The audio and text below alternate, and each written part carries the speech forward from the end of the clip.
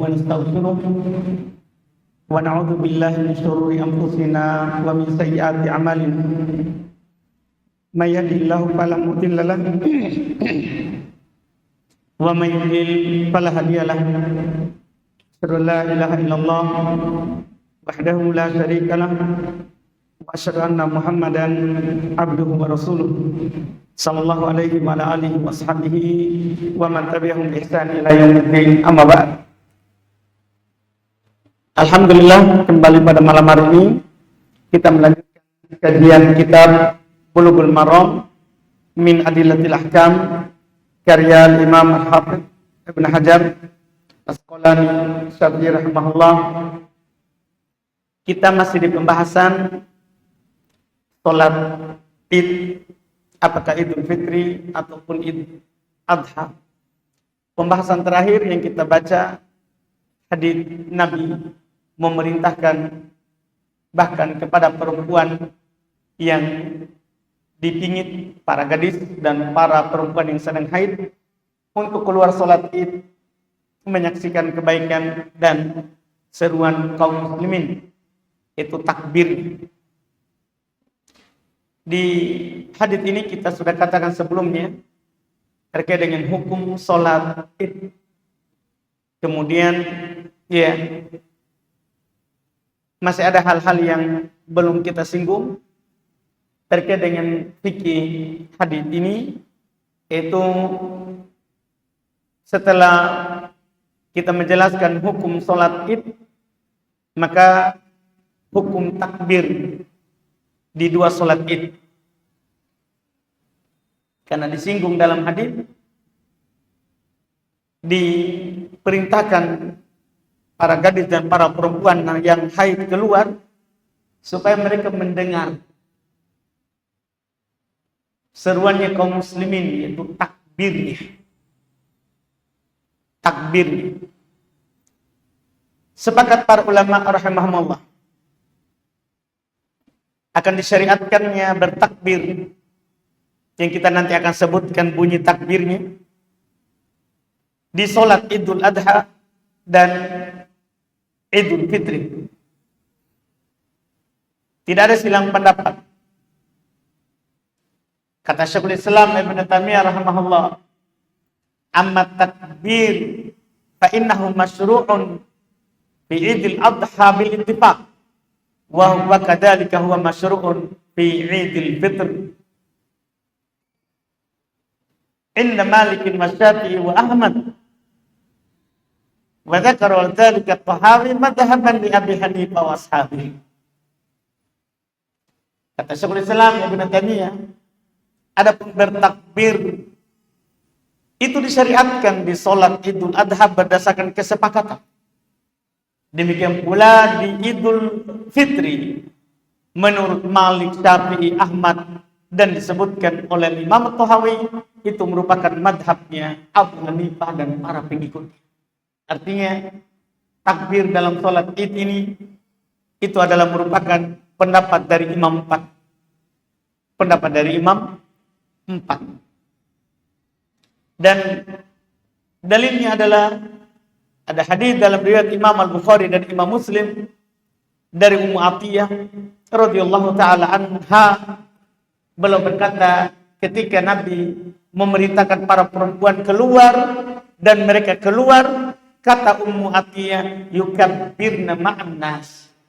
Bahkan perempuan juga ikut bertakbir bersama orang-orang yang bertakbir. Iya, bahkan perempuan. Dan tentunya ini sesuai dengan anjuran Allah Subhanahu wa taala dalam Al-Qur'an, walitukabbirullaha ala ma hadakum. Hendaklah kalian bertakbir kepada Allah di atas apa yang Allah berikan petunjuk kepada kalian. Juga firman Allah, wazkurullaha fi ayyamin ma'dudat.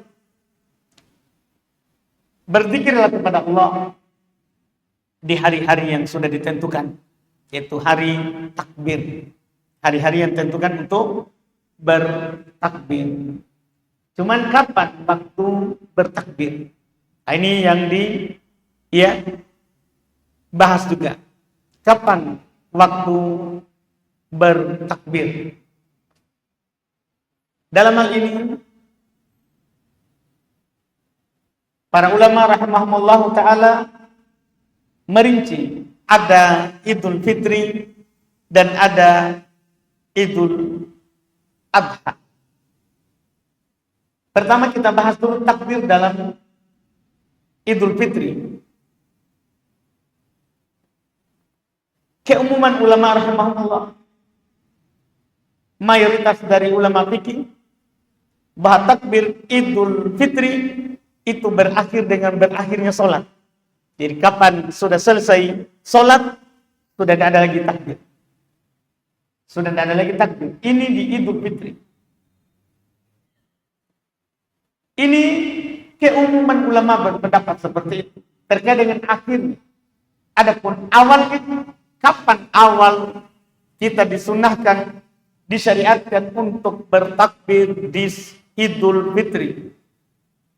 Imam Syafi'i rahimahullah, demikian pula para pengikutnya, dan orang-orang Hanabilah juga berpendapat seperti ini, yaitu awal disyariatkannya takbir dalam Idul Fitri adalah ketika hilal Syawal sudah nampak.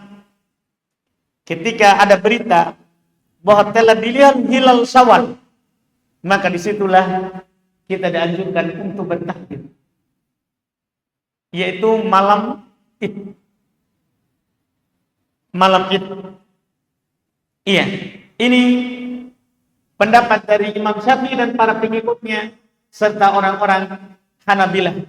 Di sana ada pendapat lain yang menyelisih Imam Syafi'i dan Hanabilah, yaitu pendapat dari Imam Malik, bahwasannya katanya itu awal takbir Idul Fitri mulai dari subuh hari Id. Berarti pendek sekali, dari sholat subuh sampai sholat Idul Fitri.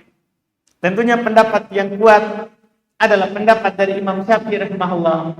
Kenapa? Karena takbir itu kalau sudah selesai dari puasa. Karena memang ada lafaz ayat, walitukabbirullaha ala ma hadakum, itu kan setelah walitukmilul iddah. Hendaklah mereka sempurnakan jumlah puasanya. Kemudian setelah itu, dan hendaklah mereka bertakbir. Artinya kalau sudah sempurna puasa, kita disyariatkan untuk apa? Bertakbir. Tentunya ini pendapat sekali lagi yang kuatnya, bahwa awal waktu bertakbir dalam Idul Fitri itu paling cepat di malam Id setelah maghrib, dan diumumkan bahwa besok itu. Disitulah kita mulai bertakbir di Idul Fitri. Adapun Idul Adha, para ulama rahimahumullah membahas dulu pertama, takbir dalam Idul Adha itu terbagi dua. Ada takbir muqayyad yang terikat dengan sholat 5 waktu, dan ada takbir mutlak tidak terikat dengan sholat 5 waktu. Kapan saja kita boleh bertakbir. Saat kita di rumah, di pasar, di tempat pekerjaan kita, di jalan, saat kita berjalan, berkendaraan, berjalan kaki, itu namanya takbir mutlak. Dan dua-duanya ini disyariatkannya. Sepakat para ulama rahimahumullah ta'ala bahwa di Idul Adha itu disyariatkan untuk bertakbir setiap setelah sholat 5 waktu. Setiap setelah sholat 5 waktu. Terus kapan awalnya? Kapan awalnya? Adapun akhirnya berakhir dengan terbenamnya matahari di hari tasyrik, hari terakhir. Kan ada tanggal 10 itu Yaumun Nahar. Kemudian 11, 12, 13 ini namanya Yaumun Tasyrik, hari tasyrik. Jadi 11, 12, 13. Di hari ke-13, kapan matahari terbenam tadi di maghrib, itulah akhir waktu bertakbir di Id Fitri, Id Adha. Awalnya kapan? Kalau awalnya diperselisihkan, kapan awal takbir di Idul Adha? Seperti kita sekarang ini, kita akan menuju Idul Adha. Kapan awal hari kita bertakbir? Dalam hal ini ada dua pendapat. Saya ulangi, dalam masalah ini ada dua pendapat. Pendapat pertama, mulai dari sholat duhur tanggal 10. Artinya kita tidak takbir dari pagi, enggak. Bahkan kita tidak takbir dari malam Idul Adha. Tapi kita bertakbir setelah sholat duhur di Idul Adha. Ini pendapat dinukil pendapat ini ya dari Imam Malik. Dari Imam Malik. Ini pendapat berdalil dengan hadits Ibnu Umar. Hanya saja di dalam sanadnya ada Abdullah bin Umar al-Umari. Dia adalah rawi yang dhaif, tidak sahih. Sehingga ada pendapat kedua. Dan pendapat kedua ini adalah merupakan pendapat dari Imam Ahmad, Imam Syafi'i, dan pengikutnya Abu Hanifah. Bahkan Syekhul Islam Ibn Taimiyah menyandarkan pendapat kedua ini kepada mayoritas ulama fikih. Yaitu apa itu? Mereka mengatakan awal waktu bertakbir di Idul Adha adalah subuh hari Arafah. Subuh hari Arafah. Misal, ya, anggaplah besok hari Arafah. Maka sholat subuh besok, di situ awal waktu takbir Idul Adha. Misalnya tanggal 9 lusa, maka takbir awal waktu takbir Idul Adha subuh lusa. Ini pendapat mayoritas ulama rahimahumullah. Bahkan ini telah sahih dari Ali bin Abi Thalib, dari Ibnu Mas'ud, dari Ibnu Abbas. Telah sahih dari mereka semua para sahabat bahwa awal waktu takbir di salat Idul Adha mulai dari subuh hari Arafah. Mulai dari subuh hari Arafah tanggal 9 Dzulhijjah. Dan pendapat inilah yang benarnya. Kenapa? Datang dalam hadis Anas bin Malik riwayat Bukhari Muslim, juga hadis Ibnu Umar riwayat Muslim, bahwasanya mereka bertakbir di hari Arafah, di subuh hari pada hari Arafah. Di antara mereka ada yang bertalbiyah, di antara mereka ada yang bertakbir, dan tidak ada seorang pun yang saling mengingkari. Dan pendapat inilah yang dipilih oleh Syekhul Islam Ibnu Taimiyah rahimahullahu ta'ala, bahwa awal kita bertakbir adalah di subuh hari Arafah. Itu mulainya. Disitulah mulai berlaku takbir muqayyad dan takbir mutlak. Kita boleh bertakbir kapan saja. Dan kita boleh mulai bertakbir saat kita sholat, setelah sholat 5 waktu. Setelah sholat 5 waktu. Ini terkait dengan awal dan akhir waktu bertakbir pada hari, ya, hari-hari di Id Adha. Dan ini berlaku berarti 5 hari, ya. 5 hari. Karena hari Arafah tanggal 9. Kemudian hari Nahar tanggal 10. Kemudian hari Tasyrik 3 hari. 11, 12, 13. Berarti 5 hari kita bertakbir di hari Idul Adha. Kata Nabi SAW dalam hadis yang diriwayatkan oleh Imam Muslim, rahimahullahu taala, ayyamut tasyrik, ayyamu aklin wa syurbin wa dzikr. Hari tasyrik itu hari makan dan minum serta berzikir kepada Allah. Serta berzikir kepada Allah Subhanahu wa taala. Dan apakah juga takbir ini berlaku untuk perempuan? Maka tentunya dinukil oleh Al-Imam Ibnu Rajab, tidak ada perselisihan bahwa perempuan juga bertakbir. Tadi sudah disinggung di hadits Ummu Atiyah, mereka bertakbir juga.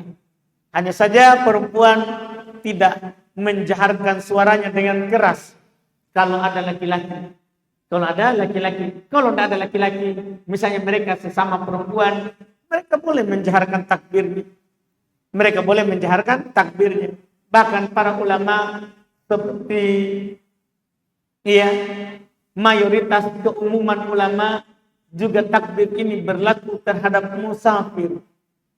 Bahkan musafir juga bertakbir dengan takbir yang mutlak atau takbir yang muqayyad. Takbir mutlak maksudnya saat dia di kendaraan dia bertakbir. Atau saat setelah sholat 5 waktu juga yang dia sholat, misalnya dia sholat jamaah qashar, dia sholat maghrib, kemudian dia sholat isya, takbir. Setelahnya dia sholat zuhur, kemudian dia sholat asar, takbir. Setelahnya dia sholat subuh, takbir. Setelahnya tidak ada yang berpendapat tidak disunnahkan untuk musafir kecuali apa yang dinukil oleh Abu Hanifah. Kecuali apa yang dinukil oleh dari pendapat Abu Hanifah. Tapi seluruh ulama lain selain Abu Hanifah, mereka semua mengatakan bahwa takbir di Id Adha itu berlaku umum, musafir dan mukim, laki-laki dan perempuan, laki-laki dan perempuan. Dan dianjurkan untuk dijaharkan. Dianjurkan untuk dijaharkan. Diucapkan dengan suara yang keluar. Dan ini dinukil oleh Imam Ibnu Rajab Hambali rahimahullah, ijma'un minal ulama la yu'lamu bainahum fihi khilaf fi 'idin nahar, yakni fi idhari takbir innal khuruj ilal idain. Dinukil oleh Ibnu Rajab rahimahullah, kesepakatan ulama tidak ada silang pendapat bahwa seorang itu menjaharkan takbirnya ketika keluar ke Id. Dia jaharkan takbirnya. Dia jaharkan takbirnya. Adapun lafaz-lafaz takbir maka telah sahih banyak lafaz dari para sahabat rahimahullah radhiyallahu taala anhum. Kita sebutkan sebagai faedah. Pertama, telah sahih dari Ali bin Abi Thalib, Ibnu Mas'ud, lafaz takbir Allahu Akbar, Allahu Akbar, la ilaha illallah, wallahu akbar, walillahil hamd. Jadi Allahu Akbar di awal 2 kali. Allahu Akbar, Allahu Akbar, la ilaha illallah, Allahu Akbar, walillahil hamd. Ini sahih dari Ali bin Abi Thalib, sahih juga dari Abdullah Ibnu Mas'ud radhiyallahu taala anhu. Boleh kita pilih. Karena sebelum kita lanjut, saya nukil dulu dari ucapan Al-Hakam Hammad, demikian pula datang dari Imam Ahmad. Masalah takbir ini huwa wasi', kita diberikan keluasan. Antum pilih lafaz mana saja nanti boleh. Perkaranya luas, diberikan keluasan. Tidak ada dibatasi kapan waktunya, tidak ada dibatasi apa lafaz. Jelas semua yang sahih dari yang kita nukil sebentar boleh kita lafaz. Nah, itu lafaz pertama. Allahu Akbar, Allahu Akbar, la ilaha illallah, Allahu Akbar, walillahil hamd. Ini kita ulang-ulang. Allahu Akbar, Allahu Akbar, la ilaha illallah, Allahu Akbar, walillahil hamd. Kemudian yang kedua, telah dipilih oleh Imam Malik, Imam Syafi'i, lafaz takbir Allahu Akbar, Allahu Akbar, Allahu Akbar 3 kali. Allahu Akbar dengan lafaz tadi, tapi bedanya tadi 2 kali. Kalau Imam Syafi'i, Imam Malik memilih 3 kali takbirnya. Allahu Akbar, Allahu Akbar, Allahu Akbar, la ilaha illallah, Allahu Akbar, walillahil hamd. Ini juga boleh dipilih. Jadi boleh hanya 2 kali. Boleh hanya 2 kali. Allahu Akbar, Allahu Akbar, la ilaha illallah, Allahu Akbar, walillahil hamd. Boleh juga 3 kali takbirnya. Allahu Akbar, Allahu Akbar, Allahu Akbar, la ilaha illallah, Allahu Akbar, walillahil hamd. Boleh hal tersebut. Boleh juga kita pilih karena telah sahih dari Ibnu Abbas, lafaz takbir Allahu Akbar, Allahu Akbar kabira, Allahu Akbar kabira, Allahu Akbar wa ajal, Allahu Akbar walillahil hamd. Boleh juga ini. Ini yang lain lafaznya. Beda dengan 2 pertama tadi. Kalau 2 pertama tadi beda di Allahu Akbar. Ada 3 kali, ada 2 kali. Ini beda lafaznya. Ini sahih dari Ibnu Abbas. Lafaznya Allahu Akbar 1 kali. Kemudian Allahu Akbar kabira. Iya. Itu 1 kali. Kemudian Allahu Akbar takbiron. Allahu Akbar wa ajam. Allahu Akbar walillahil hamd. Jadi tidak ada la ilaha illallahnya. Lafaznya Allahu Akbar, Allahu Akbar kabira, Allahu Akbar takbiran, Allahu Akbar wa ajal, Allahu Akbar walillahil hamd. Ini sahih dari Ibnu Abbas radhiyallahu taala anhuma. Terus sahih juga dari Ibnu Umar radhiyallahu taala anhuma. Beliau takbir juga dengan takbir yang lain. Allahu Akbar, Allahu Akbar, Allahu Akbar 3 kali. La ilaha illallah wahdahu la syarika lahu, lahul mulku wa lahul hamdu wa huwa ala kulli syai'in qadir. Beda di akhir. Jadi Allahu Akbar 3 kali. Allahu Akbar, Allahu Akbar, Allahu Akbar. La ilaha illallah wahdahu la syarika lahu, lahul mulku wa lahul hamdu wa huwa ala kulli syai'in qadir. Boleh juga. Ini kan lafaz biasa kita hafal. Iya, jadi Allahu Akbar, Allahu Akbar, Allahu Akbar. Kemudian tahlil. La ilaha illallah wahdahu la syarikalah, lahul mulku wa lahul hamdu, yuhyi wa lahul mulku wa lahul hamdu wa huwa ala kulli syai'in qadir. Ini sahih dari Abdullah ibnu Umar radhiyallahu taala anhuma dan datang dari Salman Al-Farisi. Takbir juga yang lain dengan lafaz Allahu Akbar, Allahu Akbar, Allahu Akbar kabira. Ini yang dia ulang-ulang. Allahu Akbar, Allahu Akbar, Allahu Akbar kabira. Allahu Akbar, Allahu Akbar, Allahu Akbar kabira. Ini sahih dari Salman Al-Farisi radhiyallahu taala anhu. Ini semua lafaz-lafaz. Iya. Dan ada juga yang ditambah oleh Imam Syafi'i rahimahullahu taala, dinukil dalam kitab beliau, kitab Al-Um jilid 1 halaman 276. Beliau berkata, wa takbir kama kabbara Rasulullah fi shalah. Ucap ini bagus sekali. Takbir itu adalah dengan lafaz takbirnya Rasulullah di salat. Itu yang kita ulang-ulangi enggak apa-apa. Yaitu Allahu Akbar. Itu kita ulang-ulangi. Itu kan kalau dikatakan bertakbir, pasti pikiran kita ke situ. Maksudnya kita ucapkan Allahu Akbar. Makanya Imam Syafi'i rahimahullahu taala mengatakan takbir itu seperti takbirnya Rasulullah dalam salat. Iya, artinya kalau kita ulang-ulang Allahu Akbar, Allahu Akbar, Allahu Akbar, Allahu Akbar, itu juga sudah sesuai. Kemudian beliau berkata, fayabda'ul imam fayaqul. Imam mulai dengan berkata Allahu Akbar, Allahu Akbar, Allahu Akbar. Dia katakan 3 kali. Wa in zada takbiran fahasan. ditambah maka itu bagus. Karena memang dianjurkan untuk takbir. Di Quran Allah Subhanahu wa taala anjurkan kita untuk bertakbir. Tadi ada ayat yang saya sudah baca dari firman Allah Subhanahu wa taala, "Walitukabbirullah." Hendaklah mereka bertakbir kepada Allah. Apa yang kita pahami dari bertakbir? Ya lafaz Allahu Akbar. Apakah 3 kali atau lebih dari 3 kali? Kalau kita menambah, tidak apa-apa, tidak ada masalah. Karena memang perintah mutlak. Tidak ada batasan yang harus 3. Kalau ditambah makin banyak kita tambah, makin bagus. Karena memang perintahnya, hendaklah mereka bertakbir kepada Allah. Hendaklah mereka bertakbir kepada Allah. Dan belum katakan, wa in zada faqala.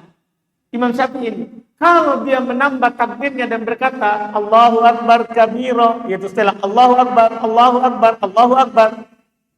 Kemudian dia tambah, Allahu Akbar kabira, walhamdulillahi katsira, wa subhanallahi bukratan wa asila, Allahu Akbar. Wala na'budu illallah mukhlishina lahuddin walau karihal kafirun. La ilaha illallah wahdah sadaqa wa'dah wa hazzamal wa nasara 'abda wa hazzamal ahzab wahdah. La ilaha illallah wallahu akbar. Fahsan, belum bilang, maka bagus. Tidak ada masalah semuanya. Tidak ada masalahnya. Jadi apa yang ditambah dalam lafaz takbir ini tidak ada masalah. Yang penting jangan tambah lafaz sholawat. Ini lagi yang ditambah oleh orang. Karena tidak ada penukilan dari Nabi, dari para sahabat yang menambah sholawat dalam takbir Id. Itu saja yang perlu diingat. Itu saja yang perlu diingat. Iya. Dan kata para ulama rahimahumullah, wa min dzalika ma yaziduhu ba'dhum min as-salati 'ala an-nabi wa fi hadzal mawdi' wa yukarriruna dzalika wa lam yaf'al dzalika salaf wa lam yastahibbahu al-ulama'u fi hadzal mawdi'. Di antara tambahan yang tidak bagus dalam hal ini adalah tambahan sholawat kepada Nabi di tempat ini. Mereka mengulang-ulangi juga sholawat kepada Nabi, dan ini tidak dilakukan oleh para pendahulu kita dan tidak dianggap baik oleh para ulama rahimahumullah ta'ala, dan tidak dianjurkan untuk berjamaah.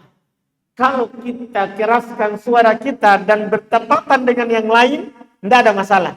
Cuman kalau sengaja kita dipimpin oleh seorang, ini yang masalah. Karena para sahabat Nabi SAW tidak dinukil selama belum berid. Berapa lama kira-kira Nabi berid? Karena kita tahu bersama disyariatkannya Id itu tahun kedua Hijriah. Setelah Nabi pindah ke Mekah, dari Mekah ke Madinah, di tahun kedua disyariatkan Id. Mulai disitulah bertakbir. Berarti Nabi berid 9 tahun. 9 tahun.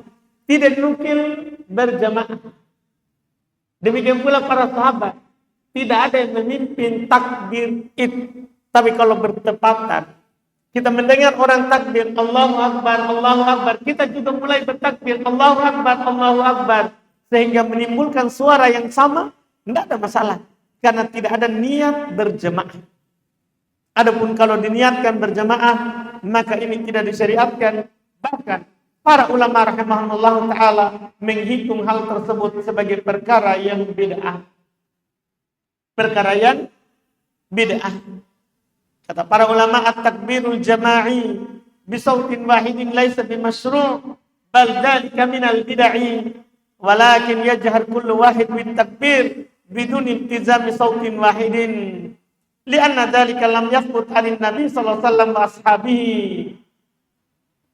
Adapun takbir berjamaah dengan satu suara, maka ini tidak disyariatkan, bahkan ini termasuk perkara bid'ah. Akan tetapi setiap orang menjaharkan takbirnya dan tidak diharuskan satu suara, karena hal itu tidak sahih dari Nabi dan para sahabatnya, dan tidak ada pula hadis hal tersebut yang menunjukkan. Jadi setiap orang masing-masing bertakbir. Kalau menimbulkan satu suara, tidak ada masalah. Adapun sengaja dipimpin supaya satu suara, ini tidak ada tuntunannya. Nah, ini yang kita mau sampaikan terkait dengan takbir di Id, karena disinggung oleh belum dalam hadis yang ada di hadapan kita yang kita baca pekan lalu, ya, dan kita belum sempat untuk ya menyelesaikannya karena kita bahas sebelumnya hukum terkait dengan sholat Id. Kemudian hadis berikutnya kita ambil hadis lagi malam hari ini supaya ada kita tambah. Kata beliau di hadis 474, wa an Ibnu Umar radhiyallahu taala anhuma qala kana Rasulullah sallallahu alaihi wasallam wa Abu Bakar wa Umar yusalluna al-idaini qabla al-khutbah, muttafaqun alaih. Ini belum mau jelaskan fikih di mana tempatnya khutbah, apakah sebelum sholat atau setelah sholat. Iya. Kata beliau dari Ibnu Umar radhiyallahu taala anhu, beliau berkata, adalah Rasulullah, Abu Bakar, Umar, mereka sholat Id, fitri ataupun adha sebelum khutbah, muttafaqun alaih. Riwayat Bukhari Muslim. Saya kira ini jelas ya. Dan kita juga lihatlah amalan kaum muslimin bahwa dalam Id itu tidak sama dengan Jumat. Kalau Jumat khutbah dulu baru sholat. Kalau Idul Fitri, Idul Adha, sholat dulu baru khutbah. Ini mungkin tidak ada masalah, ini tidak perlu diterangkan lebih jauh karena seperti yang saya katakan tadi, mungkin ini masalah jelas dan tidak ada silang pendapat. Memang dalam fikih, kata Ibnu Qudamah rahimahullah, la na'lamu fi khilafan bainal muslimin, kami tidak mengetahui ada perselisihan antara kaum muslimin bahwa ketika itu kita sholat dulu baru khutbah. Kita sholat dulu baru khutbah. Iya, itu yang disebutkan. Kemudian karena di sini disebutkan tentang khutbah Id, apa hukum khutbah Id itu?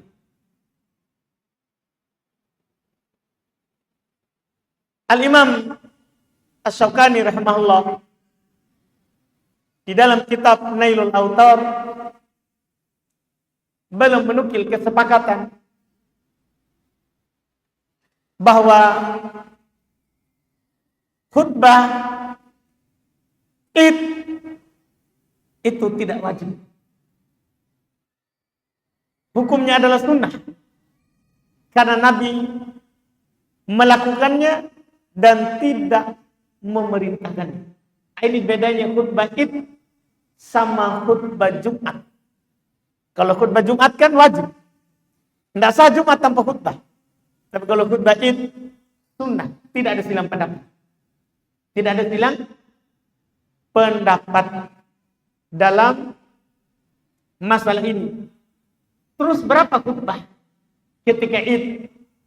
Maka para ulama rahimahumullah ta'ala berselisih pendapat terkait dengan khutbah Id, apakah 1 kali atau 2 kali. Ada dari ulama fikih menukil bahwa khutbah Id itu sama dengan khutbah Jumat, 2 kali diantari oleh duduk. Jadi khutbah pertama, kemudian duduk, baru bangkit lagi khutbah. Ada juga ulama yang menukil bahwa khutbah Id itu 1 kali khutbah. 1 kali khutbah. Dan ini pendapat dipilih oleh Syekh Muqbil, demikian pula Syekh Ibnu Utsaimin rahimahullah. Kenapa? Zahir hadis yang kita baca tadi. Nabi, Abu Bakar, Umar, mereka sholat Id sebelum khutbah, pakai kata mufrad, kata tunggal. sebelum khutbah dengan lafaz satu khutbah. Itu pendalilan mereka. Dan juga mereka berdalil dengan hadis Ibnu Abbas dalam Bukhari Muslim dan hadis Abu Sa'id, juga Jabir bin Abdullah ya radhiyallahu taala anhum, bahwa khutbah itu satu kali. Itu dalil mereka. Terus yang mengatakan dua kali, mereka berdalil dengan kias. Khutbah Id dikiaskan dengan khutbah Jumat. Khutbah Id dikiaskan dengan khutbah Jumat. Karena khutbah Jumat itu dua kali, maka khutbah Id juga dua kali. Cuman pendalilan mereka dengan kias tidak diridhoi oleh ulama lain. Kenapa? Karena beda khutbah Jumat sama khutbah Id. Syarat kias itu harus sama, baru boleh kita samakan. Sementara khutbah Id sama khutbah Jumat beda. Pertama, waktu pelaksanaan khutbahnya. Khutbah Jumat sebelum sholat. Khutbah Id setelah sholat. Beda. Kedua, khutbah Jumat wajib. Khutbah Id sunnah. Tidak boleh kita samakan sesuatu yang beda. Ini istilah ulama usul fikihnya kias ma'al farik. Kias bersamaan dengan adanya perbedaan, dan ini tidak cocok. Ini tidak diterima. Ini tidak diterima. Ini makanya pendapat yang kuat adalah pendapat yang dipilih oleh Syekh Ibnu Taimiyah rahimahullah, karena Nabi SAW tidak dinukil belum berkhutbah dua kali dalam Id. Kecuali waktu itu belum khutbah di laki-laki. Karena tidak didengar di perempuan, belum pergi ke jamaah perempuan, belum berkhutbah. Itu bukan dua kali, itu karena tidak didengar. Berarti kalau didengar, maka sekali saja. Maka sekali saja. Ini yang benarnya terkait dengan khutbah Id. Kemudian masalah berikutnya, masih tentang khutbah Id. Apa hukum mendengarkan khutbah Id? Apa hukum mendengarkan khutbah Id? Dalam masalah hukum mendengarkan khutbah Id, karena khutbahnya tidak wajib, maka mendengarkannya juga tidak wajib. Ketika hukum khutbah itu kita katakan sunnah, maka mendengarkannya juga hukumnya adalah sunnah. Dinukil dari Abdullah ibn Sa'id radhiyallahu ta'ala anhu, beliau berkata, syahidtu ma'a Rasulillah sallallahu alaihi wasallam al-Id. Saya menyaksikan salat Id bersama Rasulullah. Falamma qada shalah, tatkala selesai salat, qala, Nabi berkata, inna naftub, kami akan berkhutbah. Faman ahabba ayajlis falyajlis, wa man ahabba ayadhhab falyadhhab. Kami akan berkhutbah, maka siapa yang tenang untuk duduk dengar, silakan, dan siapa yang ingin pergi, silakan. Ini hadis Al-Imam Abu Dawud rahimahullah menguatkan ini hadis yang mursal. Demikian pula dibenarkan oleh Imam Ahmad rahimahullah ta'ala. Dan ini hadis ya, dengan yang dikuatkan tadi dia adalah hadis yang mursal. Ini menunjukkan tidak wajibnya untuk hadir khutbah itu. Boleh pula, walaupun kalau kita duduk itu sunnah. Bagus kita duduk, dengarkan khutbah. Tapi kalau ada yang pulang tidak mendengarkan khutbah, tidak ada masalah, tidak berdosa. Salat Idnya tetap sah. Salat Idnya tetap sah. Iya, di sini juga nanti jalan keluar kalau khotibnya tidak benar. Khotibnya bahas, tidak memberikan mau'idhah nasihat untuk orang. Dia bahas yang tidak bagus untuk didengar, maka kita daripada duduk di situ, lebih baik kita pulang. Lebih baik kita pulang. Iya, ini fungsinya kita mengetahui hukum mendengarkan khutbah. Beda kalau khutbah Jumat. Karena hukum khutbah Jumat wajib, mendengarkannya wajib, bahkan tidak boleh kita melakukan apapun yang lain kecuali mendengarkannya.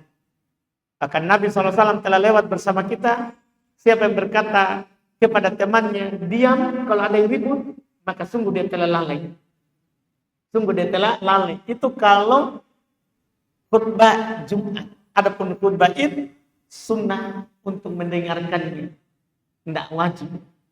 Tidak wajib. Dan para ulama juga menyinggung, boleh nggak dia bercerita sama temannya? Boleh, kecuali akan mengganggu yang lain, maka tidak boleh dilakukan. Akan mengganggu yang mau mendengarkan khutbah, tidak boleh dia bercerita. Karena mengganggu yang lain. Karena mengganggu yang lain. Ini wallahu a'lam ya terkait dengan khutbah. Kemudian berikutnya nanti kita akan baca hadis Ibnu Abbas terkait dengan rakaat salat Id dan apakah ada sunnah qobliyah atau sunnah ba'diyahnya. Iya. Sebenarnya bagus diambil hari ini, tapi kayaknya waktu enggak cukup. Atau kita baca hadisnya. Karena mudah ini, kita baca ya. Salat Idnya. Gimana ya? Kita baca atau tidak? Karena pasti kita Id ini pekan depan. Iya. Kita baca saja karena pendek ini, insyaallah. Enggak ada masalah ini. Kata beliau Ibnu Abbas radhiyallahu taala anhuma, dari Ibnu Abbas radhiyallahu taala anhuma, hadis nomor 475. Qala beliau berkata, anna Nabi sallallahu alaihi wasallam shalla yaumal Id rak'atain. Lam yusalli qablahuma wala ba'dahuma. Adalah Nabi sallallahu alaihi wasallam salat Id 2 rakaat. Tidak salat sunnah sebelumnya dan tidak setelahnya. Ini tuntunan dalam salat Id. Salat Id itu 2 rakaat. Tidak ada qobliyah, tidak ada ba'diyah. Ini akhrajahu sab'ah. Dikeluarkan oleh Imam 7. Maksudnya Imam Bukhari, Muslim, Abu Daud, Nasa'i, Tirmidzi, Ibnu Majah. Ini jelas bahwa salat Id tidak ada ba'diyahnya dan tidak ada qobliyahnya. Serta tidak ada adzan, tidak ada iqamah. Kata beliau anhu, darinya juga radhiyallahu taala anhu qala anna Nabi sallallahu alaihi wasallam salat Id bila adzan wala iqamah. Bahwa Nabi sallallahu alaihi wasallam salat Id tanpa adzan, tanpa iqamah. Ini jelas ya. Jadi salat Id itu tidak perlu adzan, tidak perlu iqamah. Kalau ini sepertinya tidak ada masalah ya. Karena memang kita lihatlah amalan kaum muslimin di atas itu. Ini akhrajahu Abu Daud wa asluhu fil Bukhari. Dikeluarkan oleh Imam Abu Daud dan asalnya adalah dalam riwayat Imam Al-Bukhari. Dan siapa yang adzan atau qomat ketika salat Id, maka itu adalah perkara bid'ah. Kata Imam Ibnu Rajab rahimahullah, tafaqal ulama annal adzan wal iqamah lil idain bid'atun muhdats. Sepakat para ulama bahwa adzan atau qomat untuk salat Id itu bid'ah yang diada-adakan. Demikian pula ucapan orang as-salatu jami'ah, itu juga adalah ya hal yang tidak dituntunkan. Dan tidak ada adzan, tidak ada iqamah. Imam cukup mengucapkan bangkit berdiri untuk salat Id, kemudian dia luruskan sawu sufufakum. Ya, tidak ada panggilan. Karena ucapan as-salatu jami'ah itu adalah ucapan yang kita ucapkan kalau mau sholat gerhana. Ada mau sholat Id tidak. Kalau sholat gerhana memang dianjurkan untuk mengucapkan as-salatu jami'ah. Adapun selain itu maka tidak ada dianjurkan untuk mengucapkan hal tersebut, apalagi di sholat 5 waktu tentunya. Sebagian orang juga imam kadang baca as-sholatu jami'ah. Itu imam. Padahal sudah ada adzan, sudah ada iqamah. Itu tentunya salah tempat. Itu tentunya salah tempat. Iya. Kemudian berikutnya lagi itu terkait dengan sholat sunnahnya, kita cukupkan dulu. Iya. Masih ada sebenarnya tata cara sholat juga. Jadi kalau kita ikuti ini buku tidak akan habis malam ini kayaknya. Alhamdulillah. Tidak apa-apa, kita cukupkan dulu untuk sementara. Semoga itu ada manfaatnya. Kita masuk sedikit kalau ada pertanyaan. Foto. Silakan.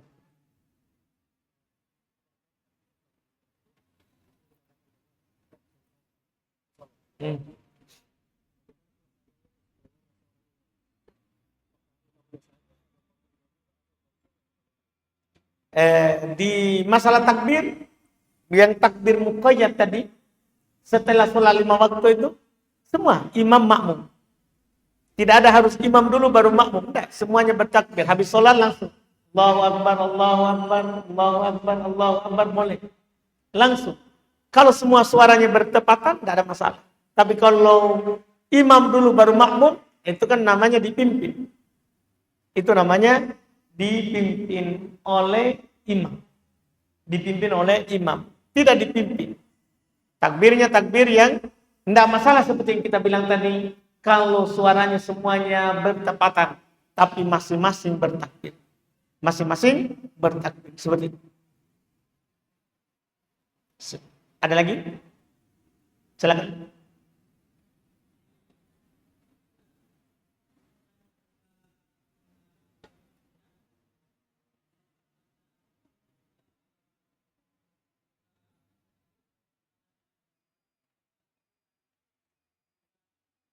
Baik, betul. Jadi kalau Id bertepatan dengan Jumat, maka Jumat itu gugur. Jumat gugur. Karena sudah ada hari raya besar dalam setahun. Jadi boleh kita sholat duhur, kecuali bagi imam dan khotib serta muadzin. Dia tetap ke masjid. Untuk menjaga orang yang datang Jumat. Tapi bagi selain imam, khotib, muadzin, boleh sholat duhur. Boleh sholat duhur. Kalau terkumpul 2 hari Id dalam sehari. 2 Id dalam sehari. Itu Id besar, 1 kali setahun, dan Id tekanan. Itu Jumat. Seperti itu. Silakan lagi, kalau masih ada, silakan.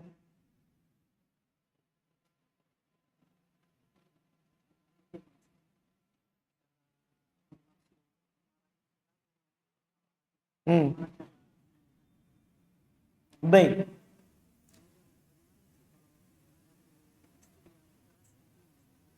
Baik. Alhamdulillah. Jadi ada 2 pertanyaan. Pertanyaan pertama, gimana itu menghadapi hawa nafsu yang selalu mengajak kita kepada keburukan?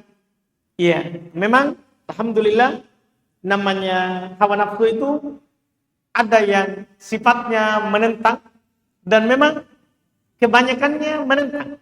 Karena dalam Quran dikatakan begitu, innan nafsa la'ammaratun bisu. Jiwa itu selalu mengajak kita kepada keburukan. Selalu kepada hal yang jelek. Gimana cara kita untuk menghadapinya? Ada beberapa, kalau itu dari setan munculnya, ya, berasal dari was-was godaan setan, maka kita berta'awud. Kita berta'awud. Kita baca a'udzubillahi minasyaitonir rajim. Iya. Tapi kalau itu dari sebab yang nampak di hadapan kita, kita melihat sesuatu, menghadapi sesuatu, maka kalau kita dalam keadaan berdiri, kita duduk. Itu untuk mengekangnya. Kalau kita lagi duduk, kita berbaring. Kita berbaring. Jelas kita tidak biarkan hawa nafsu kita memuncak. Ya, mengajak kita kepada hal yang tidak baik. Hal yang tidak baik akibatnya. Itu yang kita lakukan, wallahu a'lam. Di antaranya yang bisa dilakukan. Dan dia berusaha untuk menahannya. Karena diisyaratkan oleh Nabi SAW, laisal qami ya bisur'ah.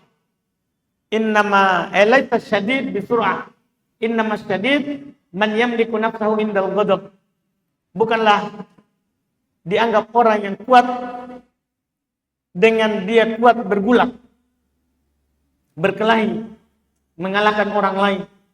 Akan tetapi yang kuat itu adalah yang bisa menguasai dirinya, menahan nafsunya, menahan dirinya ketika dia marah. Ketika dia marah. Berarti dari sini terdapat isyarat bahwa kalau ada kemarahan, kita harus lawan. Kita harus berusaha untuk menahannya. Berusaha untuk menahannya. Itu yang disebutkan, wallahu a'lam. Kemudian pertanyaan yang kedua tadi yang disyaratkan,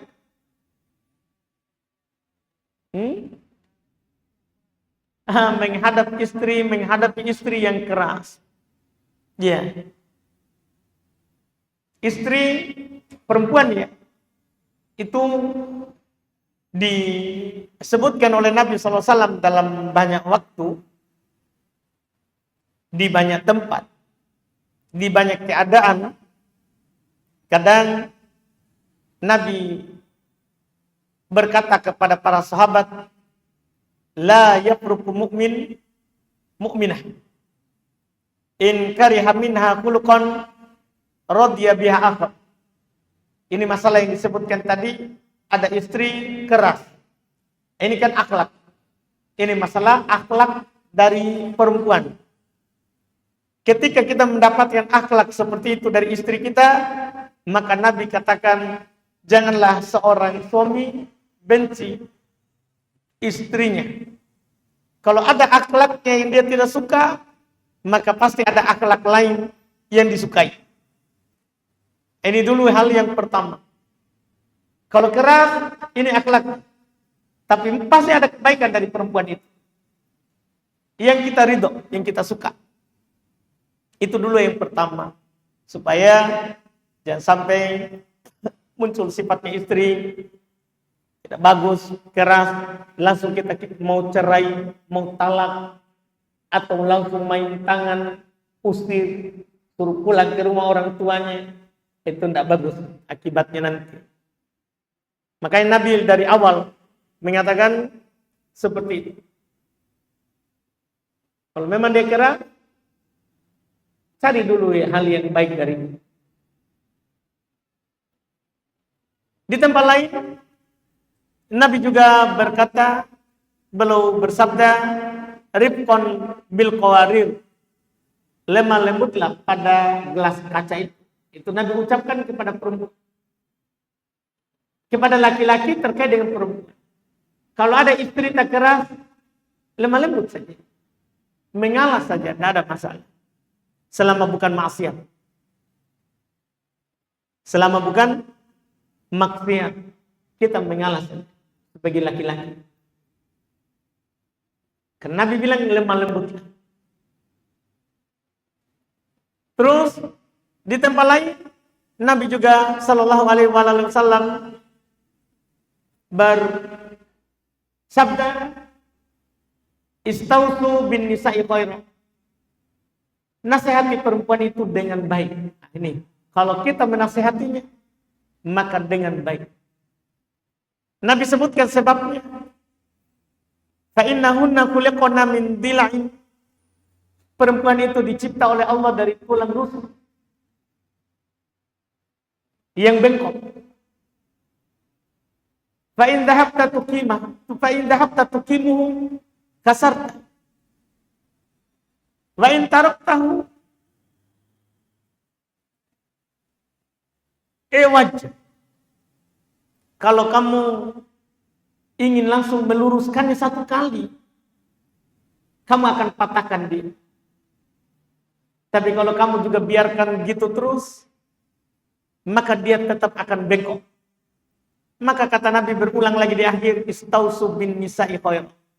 nasihati perempuan itu dengan baik. Kalau dia durhaka ternyata, kita sudah berusaha nasihati, kita kasih tahu, ternyata dia ini perempuan yang durhaka. Maka tetap Allah katakan di Quran, surah An-Nisa, kita melewati 3 tahap. Kata Allah, fa'iduhunna.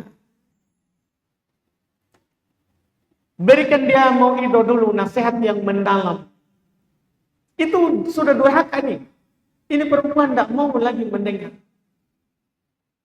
Iya. Tidak bisa lagi diatur. Maka Allah tetap katakan 3 tahap. Fa'iduhunna. Berikan dia mau'idah. Mau'idah itu nasihat yang seharusnya mengalirkan air mata, menggetarkan hati begitu. Ini sudah durhaka, masih disuruh berikan mau'idah. Nasihat yang mendalam. Kalau dia tidak berhenti, masih tetap begitu, wahjuruhunna fil madhaji'. Boleh kalian pisah ranjang dulu. Masih tidak diusir dari rumah ya, tidak diusir dari rumah, tapi kita tidur pisah. Kalau dia tidur dalam kamar, kita keluar. Pokoknya pisah ranjang. Itu tahap kedua. Kalau juga takdirnya, qadarullah, dia tidak berubah, maka kata Allah, wadribuhunna. Pukul dia. Boleh dipukul. Jadi jangan langsung baru berkelahi, pukul. Salah, tidak boleh. Iya, nasihati, jauhi dari tempat tidur. Tidak ada perubahan, pukul dia. Cuman kata Nabi, ghairu mubarrih. Pukulannya tidak boleh berbekas. Jadi ini obat terakhir. Pukul. Tidak membekas. Kita tidak memukulnya seperti memukul budak kita atau hewan kendaraan kita. Tidak boleh. Itu yang ditempuh. Kalau tidak berubah juga, ya sudah, mau diapa, kita pisah. Kita pisah. Kan ini sudah tidak bisa diatur. Sudah tidak bisa diatur. Ini semua menunjukkan bahwa bagaimanapun istri kita, itu yang kita lakukan. Iya, karena kita dari awal menghalalkan kehormatannya itu dengan kalimat Allah yang sah. Kalau kita tidak bangun di atas nasihat, kita berdosa. Bisa-bisa kita tidak cium bau surga. Laki-laki itu beratnya begitu. Kalau tidak bangun keluarga di atas nasihat, sudah tahu istrinya salah, tapi kita cari masalah memang supaya bermasalah, tanpa ada nasihat, itu bahaya. Sebagai penutup, ada hadis dari Nabi SAW, man istar'ahu ra'iyatan walam yuhithu binasihatin lam yajid ra'ihatal jannah. Siapa yang diberikan sebuah kepemimpinan, di antara pimpinan itu adalah laki-laki, seorang suami terhadap istrinya, dan dia tidak menjalankan kepemimpinannya ini dengan nasihat. Tidak ada nasihat, pokoknya langsung saja. Tidak ada nasihat. Istrinya salah, dia biarkan, pokoknya dia meledak saja. Dia malah menyalahkan istrinya, memang dia kamu begitu. Tidak ada nasihat sama sekali. Maka yang seperti itu tidak akan mencium bau surga. Tidak akan mencium bau surga. Ini menakutkan kalau kita sebagai suami, ya, sebagai pemimpin. Pokoknya masalah istri itu masalah tanggung jawabnya besar. Tanggung jawabnya besar, kita sebagai suami harus berhati-hati. Harus berhati-hati. Walaupun bagaimana istri kita juga harus tetap berhati-hati. Itu wallahu alam. Kita cukupkan, mudah bermanfaat. Subhanallah, hamdik, asyhadu an la ilaha illa anta, astaghfiruka wa atubu ilaik. Assalamualaikum warahmatullahi wabarakatuh.